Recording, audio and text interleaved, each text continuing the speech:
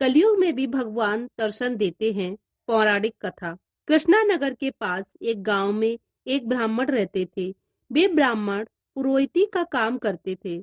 एक दिन यजमान के यहाँ पूजा कराकर घर लौटते समय उन्होंने रास्ते में देखा कि एक साग वाली एक और बैठ साग बेच रही है। वहां पर बहुत भीड़ लगी है।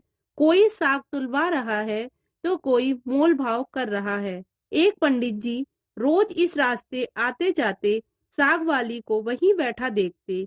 एक दिन किसी जान पहचान के आदमी को साग खरीदते देखकर वह भी साग वाली के पास खड़े हो गए। उन्होंने देखा साग वाली के पास एक पत्थर का बांट है। उसी से वह 5 सेर वाले को 5 सेर और 1 सेर वाले को 1 सेर तौल रही है। एक ही बांट सब तौलों में समान काम देता है। पंडित जी को बड़ा आश्चर्य हुआ। उन्होंने साग वाली से पूछा, तुम इस एक ही पत्थर के बांट से कैसे सबको तौल देती हो? क्या सबका वजन ठीक उतरता है? पंडित जी के परिचित व्यक्ति ने कहा, हाँ पंडित जी, यह बड़े अचरज की बात है। हम लोगों ने कई बार इससे लिए हुए साग को दूसरी जगह तौलकर आजमाया, पूरा वजन सही सही उतरा। पंडित जी ने कुछ रुककर साग वाली से कहा, बेटी, यह पत्थर मुझे दोगी? साग वाली बोली, नहीं बाबा जी, तुम्हें नहीं दूंगी। मैंने बड़ी कठिनता से इसको पाया है। मेरे शेर बाट अगर खो जाते तो घर जाने पर माँ और बड़े भाई मुझे मारते हैं। 3 वर्ष पहले की बात है, मेरे बाट खो गए। मैं घर गई तो बड़े भाई ने मुझे मारा। मैं रोती रोती घाट पर आकर बैठ गई और मन ही मन भगवान को पुकारने लगी। इतने में ही मेरे पैर के पास यह पत्थर आकर लगा।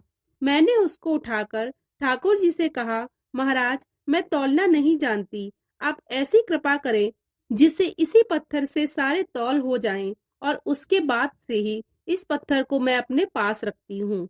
अब मुझे अलग अलग बांटों की जरूरत नहीं होती। इसी एक पत्थर से सब काम हो जाता। अब आप ही बताओ, मैं आपको कैसे दे दूं? पंडित जी बोले, मैं तुम्हें बहुत से रुपए दूंगा। साग वाली ने कहा, कितने रुपए दोगे?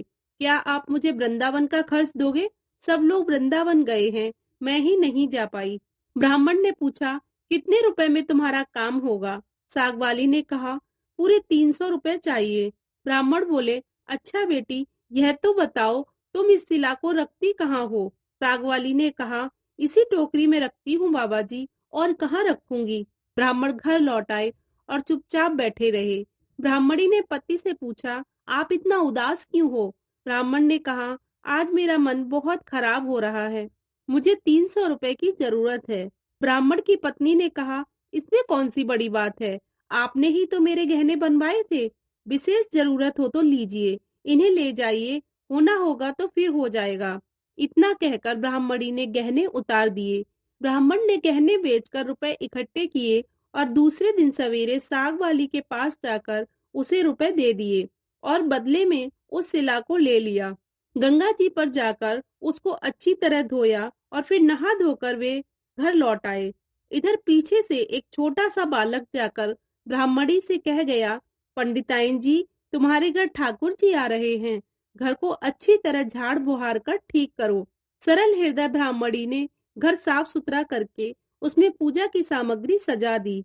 ब्राह्मण जब घर आया तो घर को इस तरह साफ सुथरा देखा तो वो आश्चर्यचकित हो गया। ब्राह्मणी से पूछा तो उसने छोटे बालक के आने के बारे में सब कह सुनाया। यह सुनकर पंडित जी को बहुत आश्चर्य हुआ। पंडित जी ने शिला को सिंहासन पर रखकर उसकी पूजा अर्चना की और उस शिला को ऊपर आले में रख दिया। रात को सपने में भगवान जी ने कहा, अगर जल्दी तूने मुझे वापस नहीं लौटाया तो तेरा भला नहीं होगा, तेरा सर्वनाश हो जाएगा। ब्राह्मण ने कहा, चाहे कुछ भी हो, मैं आपको लौटाऊंगा नहीं। ब्राह्मण घर में जो कुछ भी पत्र पुष्प मिलता उसी से पूजा करने लगा। 2-4 दिन बाद भगवान ने स्वप्न में फिर कहा, मुझे फेंका, नहीं तो तेरा लड़का मर जाएगा। ब्राह्मण ने कहा, मर जाने दो, तुम्हें नहीं फेंकूंगा। महीना पूरा बीता भी नहीं था कि ब्राह्मण का एकमात्र पुत्र मर गया। कुछ दिनों बाद फिर स्वप्न आया, अब भी मुझे वापस नहीं किया तो तेरी लड़की मर जाएगी।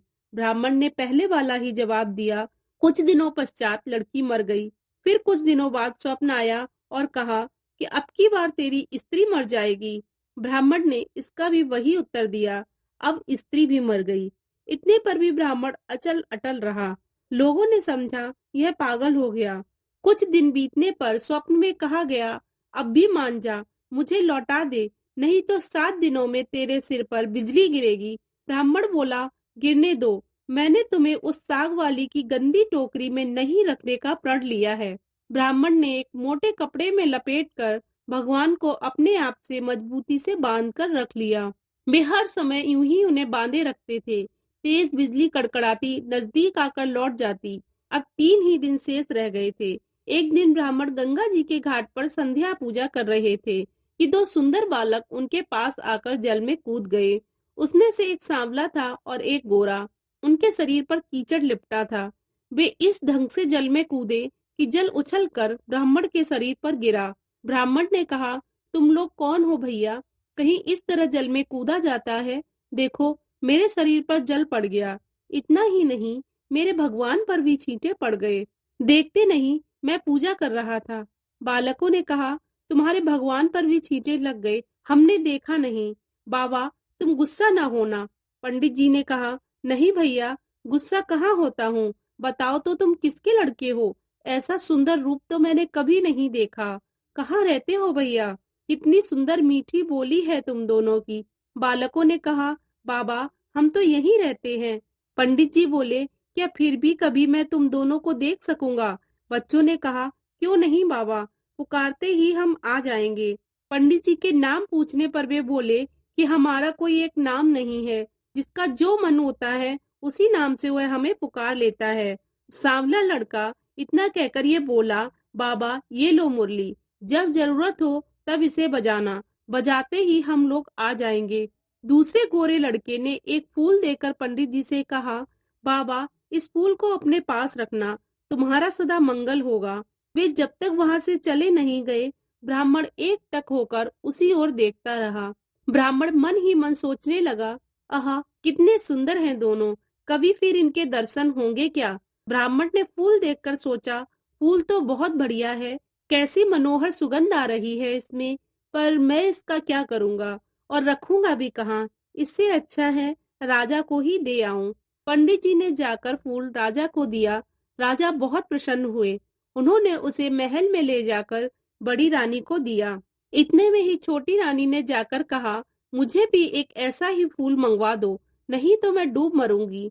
राजा दरबार में आए और सिपाहियों को उसी समय पंडित जी को खोजने भेजा। सिपाहियों ने ढूंढते ढूंढते जाकर देखा, ब्राह्मण देवता सिर पर सिला बांधे पेड़ की छाया में बैठे गुनगुना रहे हैं। वे उनको राजा के पास ले गए। राजा ने कहा, महाराज, वैसा ही एक फूल और चाहिए। पंडित जी बोले, राजन, मेरे पास तो वह एक ही फूल था, पर देखिए चेष्टा करता हूँ। ब्राह्मण उन लड़कों की खोज में निकल पड़े। अकस्मात उन्हें मुरली वाली बात याद आई। उन्होंने मुरली बजाई। उसी क्षण गौरश्याम जोड़ी प्रकट हो गई। कुछ देर बाद उन्होंने कहा, भैया, वैसा एक फूल और चाहिए। मैंने तुम्हारा दिया हुआ फूल राजा को दिया था। राजा ने वैसा ही एक फूल और मांगा है। गोरे बालक ने कहा, फूल तो हमारे पास नहीं है, परंतु हम तुम्हें एक ऐसी जगह ले जाएंगे जहां वैसे फूलों का बगीचा है। तुम आंखें बंद करो। ब्राह्मण ने आंखें मूंद ली। बच्चे उनका हाथ पकड़कर न मालूम किस रास्ते से ले गए।